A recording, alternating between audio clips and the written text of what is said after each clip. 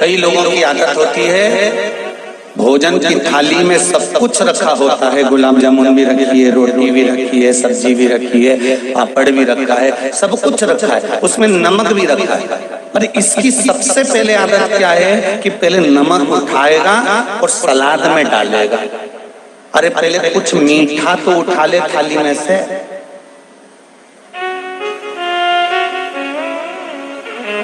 खारा खारा ही ढूंढता है। दो तरह के लोग भोजन करने बैठते हैं। एक थाली आई, भगवान को भोग लगाया, हाथ जोड़ा, भगवान से नमन करा, प्रार्थना करी, और इन्हें सबसे पहले खीर ने, गुलाब जामुन ने, बालूशाही ने, मीठा कुछ भी रखा था, उसमें से थोड़ा सा लिया और मुंह में रखा, उसमें नमक को हाथ नहीं लगाया। पर कई लोगों की आदत रहती है, सबसे पहले जो भोजन की थाली आई, इन्हें सबसे पहले नमक उठाया और सलाद में बुरबुराया, और फिर सबसे पहले इन्हें सोचा कि मेरे बराबर VIP कोई नहीं, मतलब मैं ही खाना जाना। पर शिव महापुराण की कथा कहती है, एक बार माता अन्नपूर्णा के दरवाजे पर भगवान शंकर, काशी नरेश मां अन्नपूर्णा के दरवाजे पर जब भोजन करने के लिए गए, 3 बार अलख लगाई मेरे शंकर भगवान ने अन्नपूर्णा के दरवाजे पर कि मुझे भोजन करना है। अन्नपूर्णा, मेरा शंभू, मेरा त्रिकालदर्शी, मेरा कैलाशी, मेरा अविनाशी, मेरा शिव 3 बार आवाज लगाए कि अन्नपूर्णा हमको भोजन करना है, अन्नपूर्णा हमें भोजन करना है, अन्नपूर्णा हमें भोजन करना है। आज अन्नपूर्णा देवी ने भोजन की वही थाली लगाई जैसे आपकी पत्नी आपके सामने लगाती है, जैसे आपके रिश्तेदार आपके सामने लगाते हैं, जैसे आपका परिवार का व्यक्ति आपके सामने लगाता है। वही थाली, वही नमक, वही मिर्ची, वही पापड़, वही गुलाब जामुन, वही इमरती, वही भजिया, वही पकौड़ा, सब कुछ लगाया।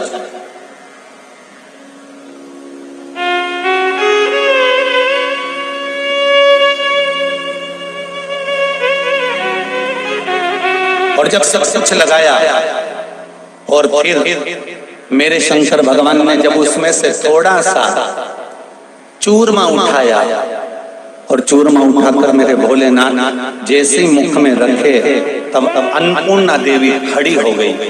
अन्नपूर्णे सदा पूर्णे शंकर प्राण वल्लभे, शंकर भगवान के हृदय में निवास करने वाली मां अन्नपूर्णा, भगवान शिव के हृदय में निवास करने वाली मां अन्नपूर्णा उसी समय पर सामने आकर खड़ी हो गई, और भगवान शिव के सामने आकर खड़ी होकर कहा अन्नपूर्णा देवी ने, धन्य है विश्वनाथ, आप धन्य है।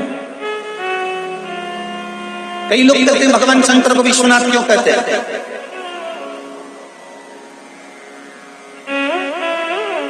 इतने सारे देवी देवता हैं, 33 कोटि, किसी के नाम के आगे लिखा रहता है विश्वनाथ। विश्व का नाम एक ही है, मेरा शंभू, मेरा शंकर, मेरा ओघड़दानी, मेरा त्रिकालदर्शी, मेरा कैलाशी, मेरा शिव, दूसरा कोई नहीं। क्यों कहा गया विश्वनाथ? तो माता अन्नपूर्णा देवी ने कहा, धन्य है शंभू, धन्य है मेरे जगत के नाथ, मेरे विश्वनाथ, आप धन्य है। आज मैंने भोजन की थाली में थोड़ा सा खार भी रखा था, आज मैंने भोजन की थाली में थोड़ा सा खार, थोड़ा सा नमक भी रखा था, और आपने उस भोजन की थाली में से केवल मिष्ठान उठाया है।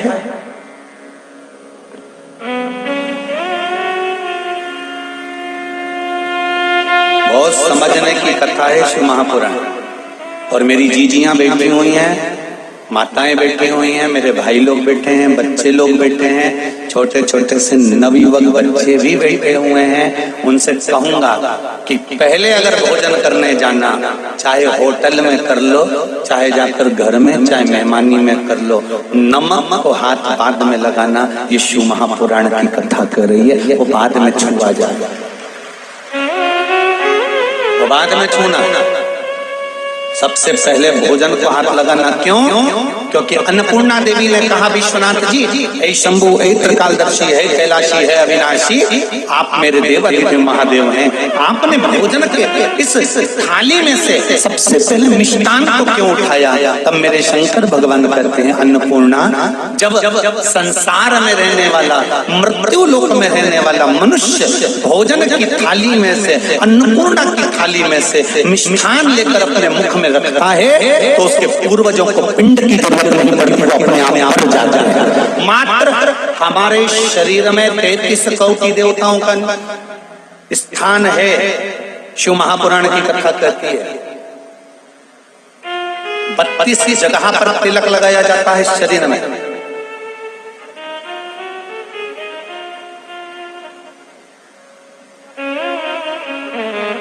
द्वादश तिलकों का प्रमाण है हमारे शास्त्रों में।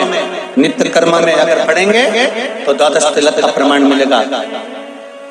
शिव महापुराण को, देवी भागवत को, स्कंद पुराण को, ब्रह्मवेत्ता पुराण को, नर्मदा पुराण को, पद्म पुराण को अगर उठाकर देखेंगे तो उसमें 32 जगह पर तिलक लगाने का वर्णन मिलेगा, कुंड लगाने का वर्णन।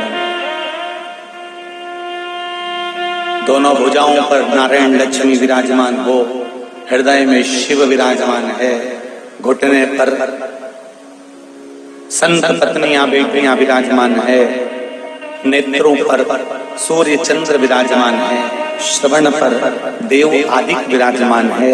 जरा हमारे शास्त्र तो उठाकर देखो कि मनुष्य के प्रत्येक अंग पर, मनुष्य के प्रत्येक शरीर पर जहां जहां आप देखेंगे वहां कोई ना कोई देवता विराजमान है, कोई ना कोई देव विराजमान है।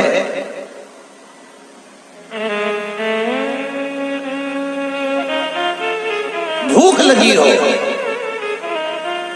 और भूख लगने पर पहला गासा जब नहीं फेंका जाता है तो सबसे पहले पितृ तृप्त हो जाते हैं, हमारे पूर्वज तृप्त हो जाते हैं, आशीर्वाद दे देते हैं अन्नपूर्णा की थाली पर। जब आप बैठकर भोजन करते हो तो हमारे पूर्वज तुम्हें आशीर्वाद प्रदान कर देते हैं, हमारे पूर्वज तुम्हें आशीर्वाद प्रदान कर देते हैं कि तुम हमको अन्न भाग प्रदान करे हो, हमको कुछ दिया है तुमने। इसलिए ये भोजन की थाली पर जितना भोजन है तुमको कभी तुम्हारे हाथ से छुड़ाया नहीं जाएगा, तुम्हारे भाग्य में इतना भोजन हमेशा बना रहेगा और तरक्की करते रहोगे। ये पूर्वज कहते हैं हमारे पूर्वज रोते कम है। कुल देवता, कुल देवी,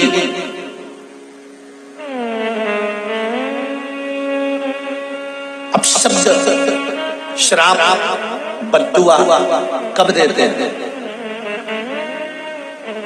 बोलो रे रायसेन वाला, वो कथा सुनते हो तुम लोग हो?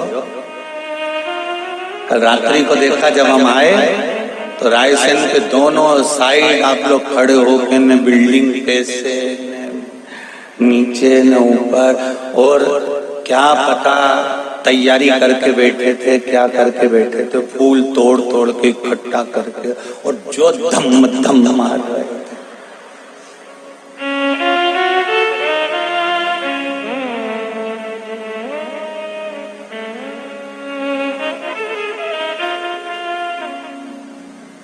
एक बात तो है,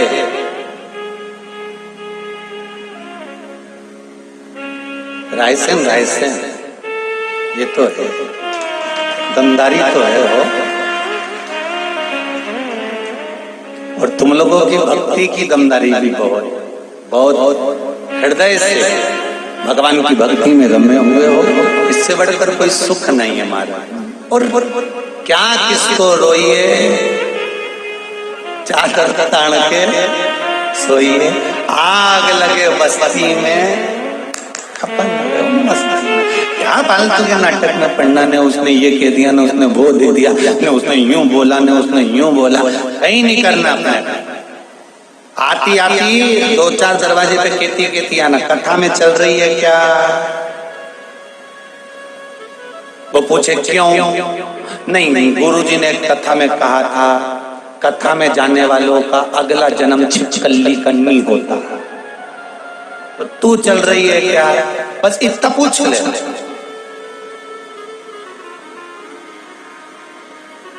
पहले भी कथा में था, कि अपने नगर में, अपने मोहल्ले में, अपने क्षेत्र में, अपनी कॉलोनी में, अपने क्षेत्र के अंतर्गत कहीं कथा हो, दरवाजा छोड़कर जरूर जाना।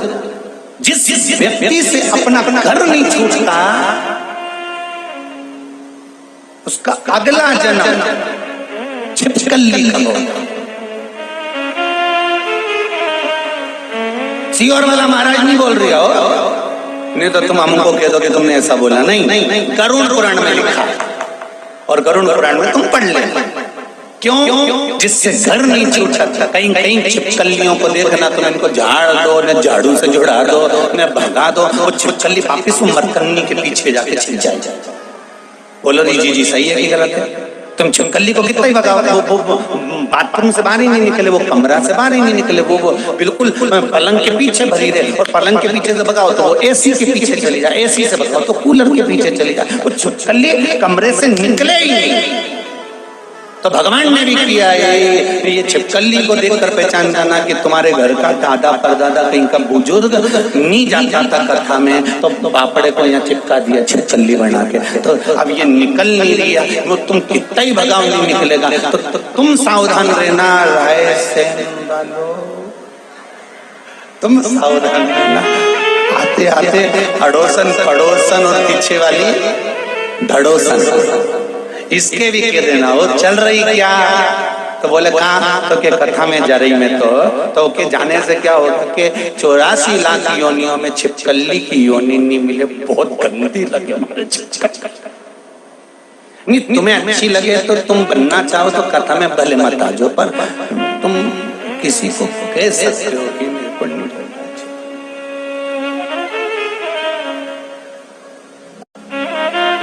पितृदेव, कुलदेव, हमारे घर के बुजुर्ग बद्दुआ कब देते हैं? शिव महापुराण की कथा में और विष्णु पुराण की कथा में, दोनों में वर्णन आता है। जब कोई मनुष्य अपने भोजन की थाली में भोजन झूठा छोड़ता है, तब पूर्वज बद्दुआ देते हैं, श्राप देते हैं, बद्दुआ देते हैं, श्राप देते हैं। मेरा जितने लोग ये बफेट करते हैं, बड़ी बड़ी पार्टियां करते हैं, ने चाउमीन का स्टॉल लगा लो, ने पानी पत्ता सा लगा लो, ने छम्मक लड्डू लगा लो, ने ये काजू कड़ी, ने ये गड़ी, ने वो बड़ी, ने छोटी उनंग पड़ी, सब स्टाल ढेर सारे लगाए। तुमने कटोरा भरकर 2 चम्मच खाया, बाकी का डस्टबिन में डाल दिया। आधी चम्मच खाया, डस्टबिन में पटक दिया। प्लेट में जितना लिया भर कर ले लिया, नहीं खाया पटक दिया। काजू कड़ी भी पटक दी, पालक पकौड़ी भी पटक दी, ये भी पटक दी, तुमने तो पटक दिया। पर शिव महापुराण की कथा और विष्णु पुराण कहती है कि उस अन्न की थाली में जितना अन्न तुमने झूठा छोड़ा है, तुम्हारे पूर्वज तुम्हें बद्दुआ प्रदान करते हैं। उसकी एक कथा शिव महापुराण के अंतर्गत आती है, आप ध्यान लगाकर सुनिए। कर्म हम बुरा करते हैं तो भोगना भी हमको ही पड़ता है, इस जन्म में नहीं तो अगले में भोगोगे। पर शिव महापुराण की कथा तो कहती है कि अगला जन्म किसने देखा? ना तो सियोर वाला महाराज देख के आया, ना राय सिंह वाले देख के आया, और जो गए देखने वो आज तक नहीं आया। और तुम्हारा कोई रिश्तेदार गया, उससे पूछ लेना फोन लगा के ऊपर हालत कैसी है।